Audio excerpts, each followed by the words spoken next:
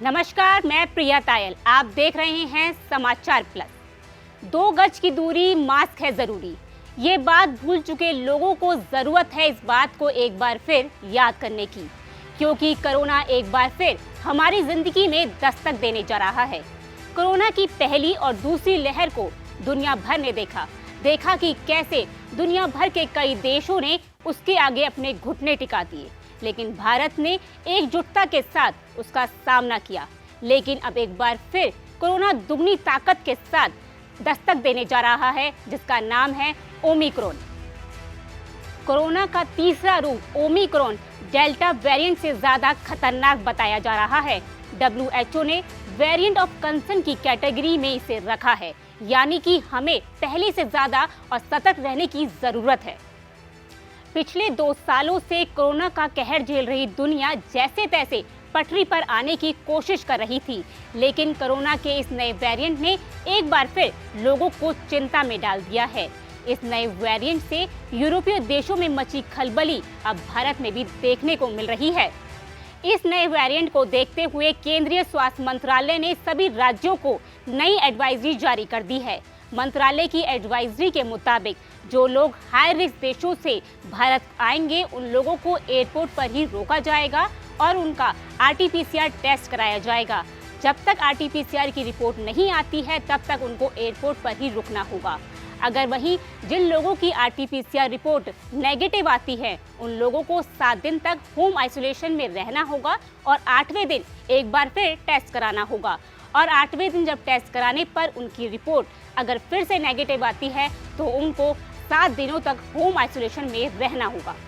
15 दिसंबर से अंतर्राष्ट्रीय उड़ानें शुरू होने जा रही थी, लेकिन सरकार इस फैसले पर एक बार फिर विचार कर रही है। वहीं राज्य सरकारें अपने स्तर पर सतर्क हो गई हैं और अपने स्तर पर फैसले ले रही हैं। जैसे कि मध्य प्रदेश में 100% क्षमता के साथ स्कूल खुलने जा रहे थे, लेकिन सरकार ने इस फैसले को वापस ले लिया है। अब हम आपको बताते हैं कि नए वेरिएंट ओमिक्रॉन की शुरुआत कहां से हुई।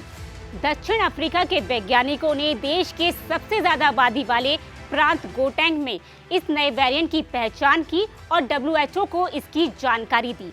नीदरलैंड, ऑस्ट्रेलिया, डेनमार्क और इजराइल में इसके मामले तेजी से बढ़ रहे हैं, जिसको देखते हुए भारत सरकार भी सतर्क हो गई है।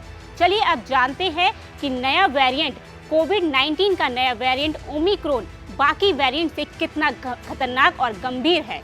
दक्षिण अफ्रीका के मुताबिक देश में कोरोना के नए वेरिएंट ओमिक्रॉन के मामले तेजी से बढ़ रहे हैं। बीते दिनों हर हफ्ते सिर्फ 200 ही मामले सामने आते थे, लेकिन 27 नवंबर को 3000 से ज्यादा मामले सामने आए, जिसे लेकर वैज्ञानिक चिंता में हैं और उन्होंने वायरस के सैंपल लेकर जांच शुरू कर दी है।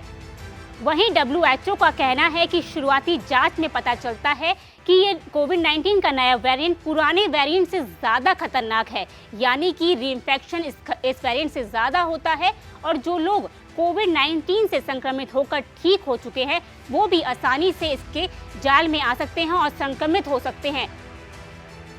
हमें और आपको ज़रूरत है 2 गज की दूरी, मास्क है ज़रूरी, इस मंत्र को याद रखने की, कोविड प्रोटोकॉल का पालन करने की और वैक्सीन की दोनों डोज लगाने की। अगर आपने वैक्सीनेशन नहीं करवाया है तो वक्त से पहले करवा लें, क्योंकि सावधानी ही पहला बचाव है।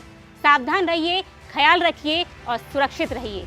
इस वीडियो में इतना ही। देश और दुनिया की बाकी बड़ी खबरें देखने के लिए देखते रहिए समाचार प्लस।